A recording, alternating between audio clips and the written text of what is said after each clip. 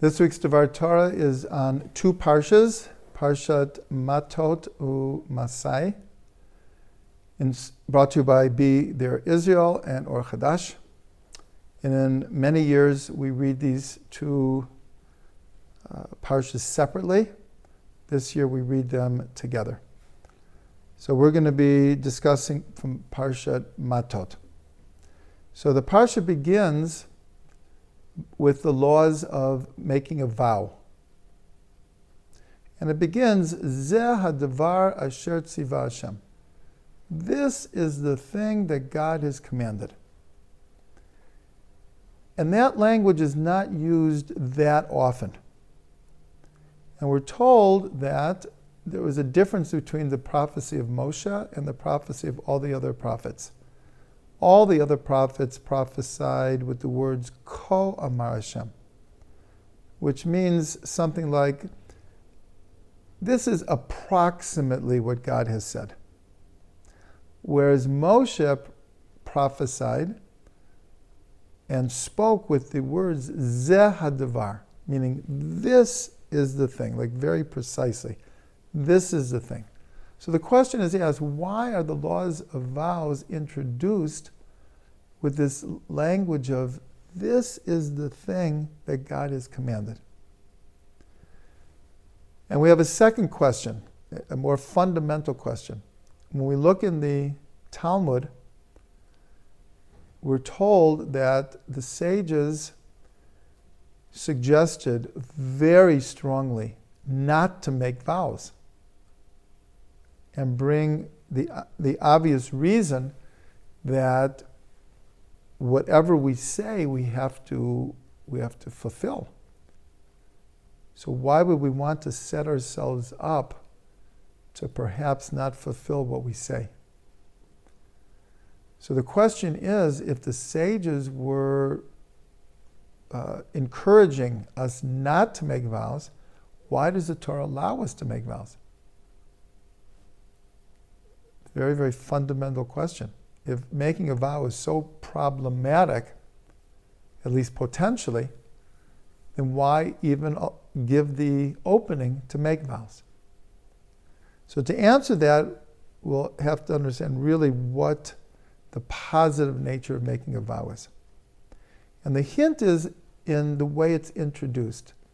This is the thing that God has commanded. Because why does a person make a vow? What's the assumption here? The assumption is that a person, for whatever reason,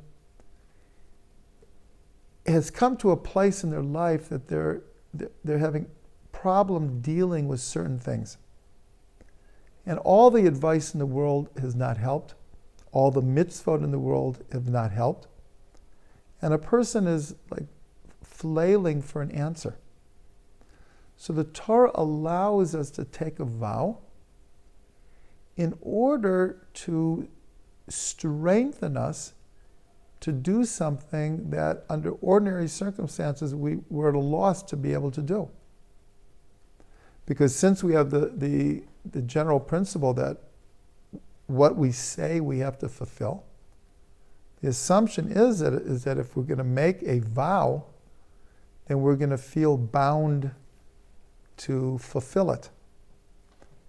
And since we didn't know how to fulfill it in other ways, the Torah allows us to make a vow. And so therefore we understand why it's introduced with Zeh hadavar, meaning that for this person taking the vow, in a sense, it has to be on the level of Moshe Rabbeinu, in a way that it's so clear to him or her that this is the vow I need to make to get my life together. And so a vow is like a personal mitzvah between the person making the vow and God. It's not written in the Torah, and no one else has to do it. But once I make the vow, I now am bound by that, just like a mitzvah in the Torah. And we see two other instances where there's a parallel dynamic happening.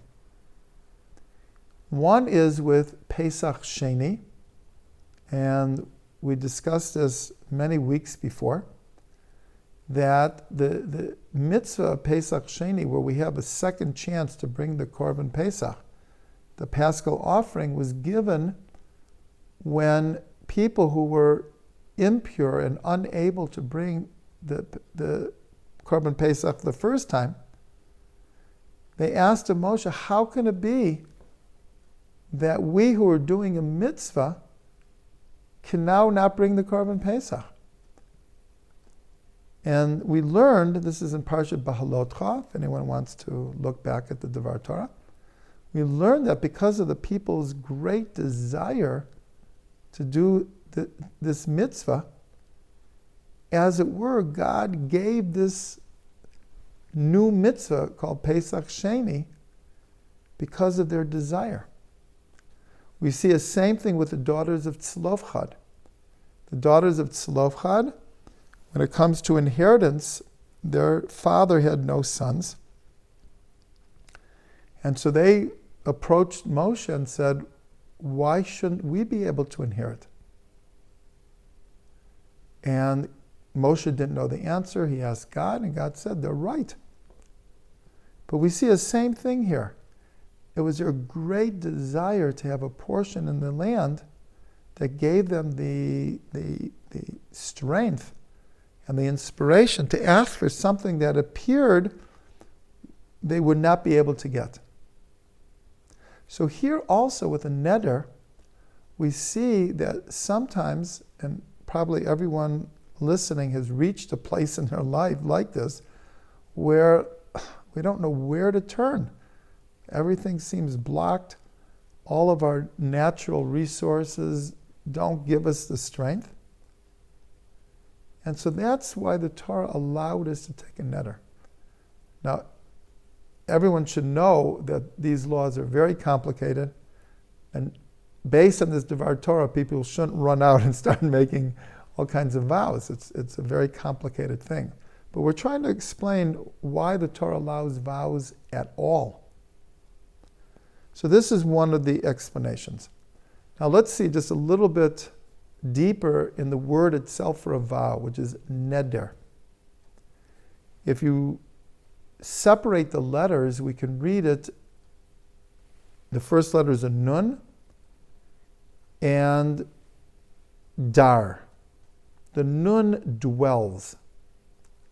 Neder.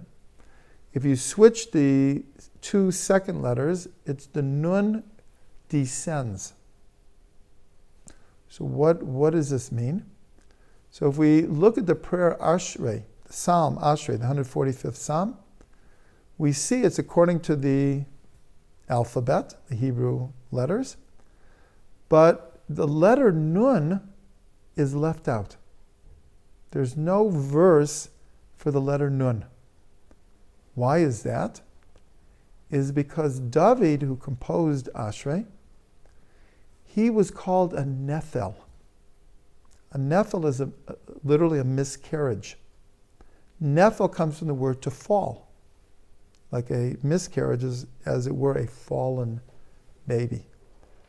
And by tradition, we learn that David had no years apportioned to his soul in this world.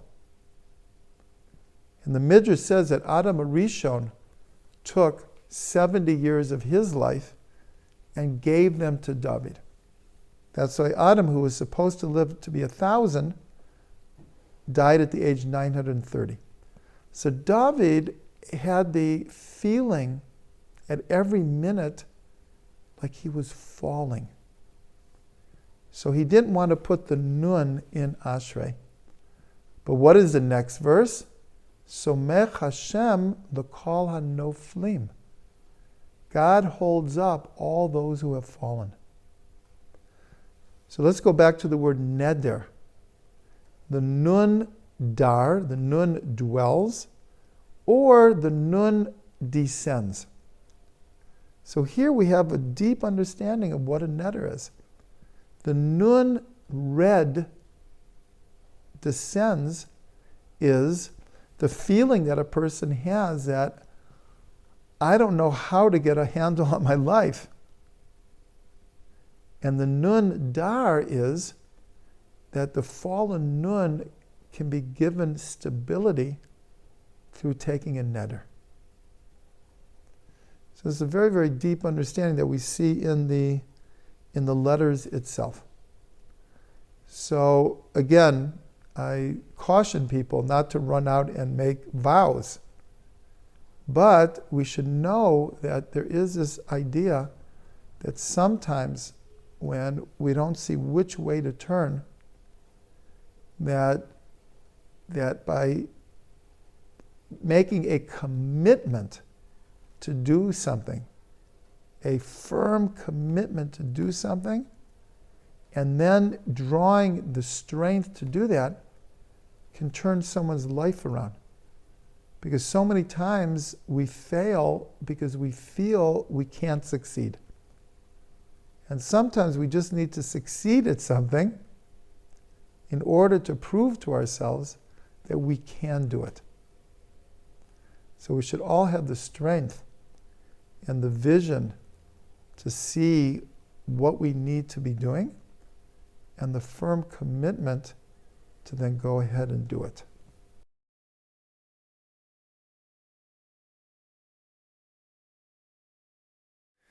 Thanks for watching this Devar Torah.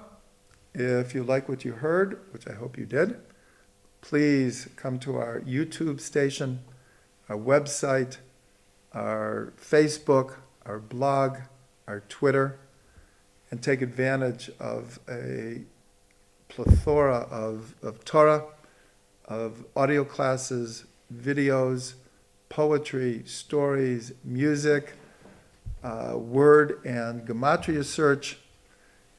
You'll find a lot there, and please share this with your friends. www.thetrugmans.com